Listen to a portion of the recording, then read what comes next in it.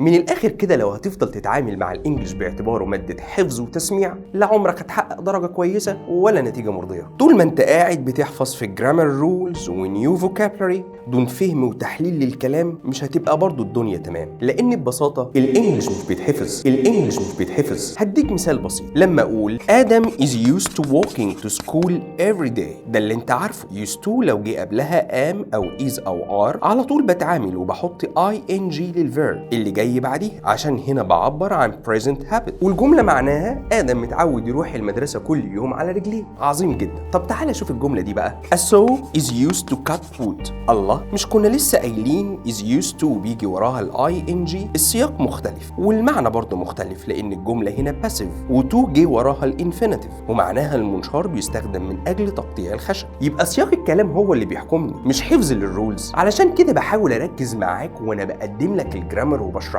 لك على الطرق الغير تقليديه والغير نمطيه اللي بتركز اساسا على الفهم والتحليل. تيجي بقى نبص للفوكابلري. بتقعد تحفظ كلمات الدرس ولسته كبيره جدا من الكلمات الجديده بدون حتى ما تكلف نفسك تقرا موضوع الدرس وتشوف ازاي الكلمات دي مستخدمه داخل النص والسياق، وده اللي بنسميه studying words contextually. هديك مثال بسيط. كلمه زي charge، بص معناها يختلف ازاي حسب مكانها في الجمله. لما اقول I charge my phone twice a day، بشحن تليفوني مرتين في اليوم. I am in charge of the team، أنا مسؤول عن الفريق. We won't charge you for delivery، مش هتدفع فلوس مقابل التوصيل. شفت الكلمة الواحدة معناها اتغير كام مرة حسب سياقها وموقعها في الجملة. أنا لما باجي أقدم لك الدرس بنقرأ مع بعض كلمة كلمة داخل الموضوع وبنشوفها مستخدمة ازاي، وإيه البروبوزيشنز المتبوعة بيها، وإزاي أرجع أعيد استخدامها في سياق جديد. تفتكر بقى ممكن تنسى الكلمات الجديدة اللي اتقدمت لك بالشكل ده؟ بنبذل مجهود ووقت جبار علشان نقدم لك الانجليش بطريقة احترافية ومختلفة تماما عن اي طريقة نمطية، علشان بأقل مجهود تقفل الانجليش ان شاء الله.